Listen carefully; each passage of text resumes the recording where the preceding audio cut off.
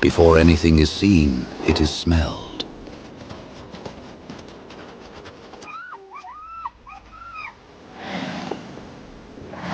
A faint trace of blood moves through the cold air, announcing that somewhere across this frozen expanse, a kill is being carried home.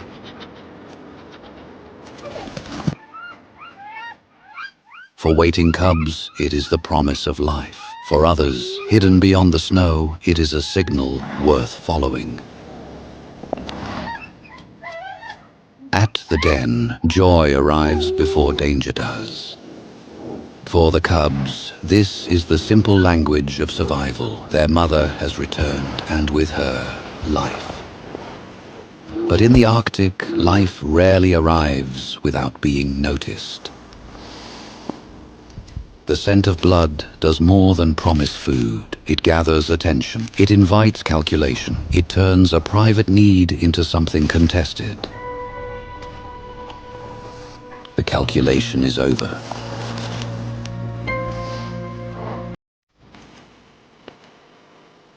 A mother in this world can never give herself fully to the meal. Even in provision, she must remain alert, because feeding her young is not just an act of care. It is a declaration. This is ours, and I am here.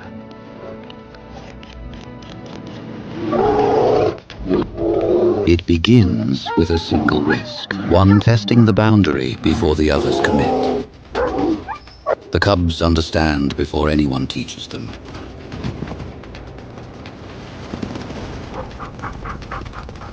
From the very beginning, the intention is clear. Create the distraction, then move what matters. For wolves, success often begins not with force, but with the discipline of a plan.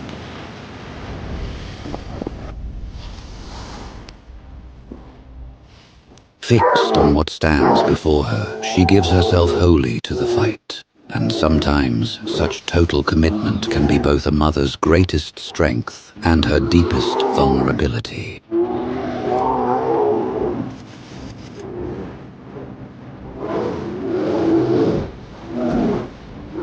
While she is pouring everything into punishing one wolf, the rest of the pack is already behaving as a pack should.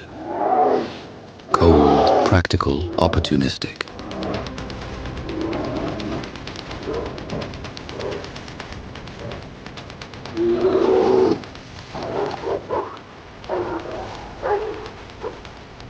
They understand that one wolf can be sacrificed to the moment if the rest gains something from it. When she finally rushes back toward the carcass, it is not only anger that drives her, it is urgency.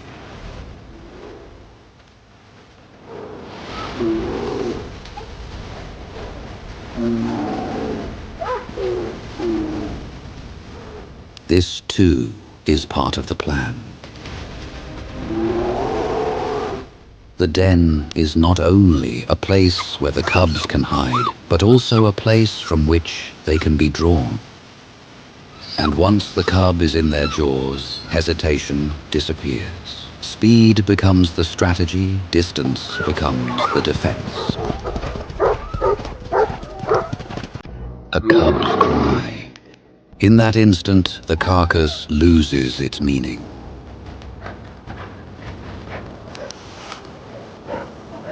With every stride, the polar bear gains ground, her sheer power steadily closing the distance.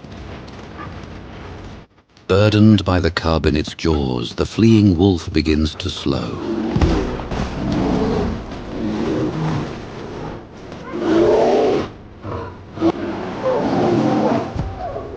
Vengeance means nothing to her. What matters is the cub, and once she has it, every instinct, every decision is bent toward one thing alone, to carry her young back to safety while the danger still refuses to let go.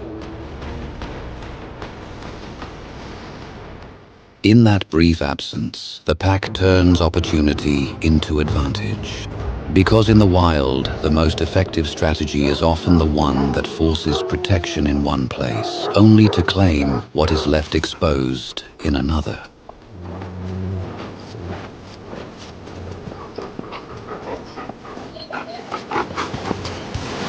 This is no longer about the edge of hunger meeting the edge of defense. What is taken here is more than a body from the den. It is the last illusion that home by itself can protect the young. By the time she understands what her absence has cost, something in her has changed. She cannot undo what was taken, but she can refuse the lesson to be repeated. She has already lost one cub, and so this moment is no longer about fighting back. It is about refusing to lose another.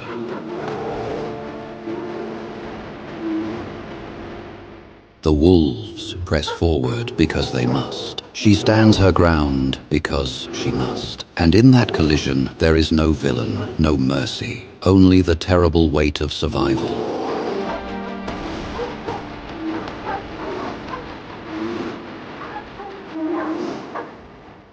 They can press, test, and wait. Yet there is a limit they will not cross, because even here, hunger has its limits. And one mistake against a mother like this could be fatal.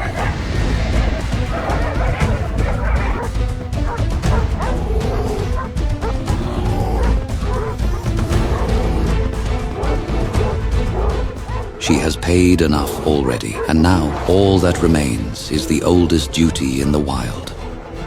What stands before them now is no longer exhaustion, no longer loss, but something fiercer. A mother with something left to keep.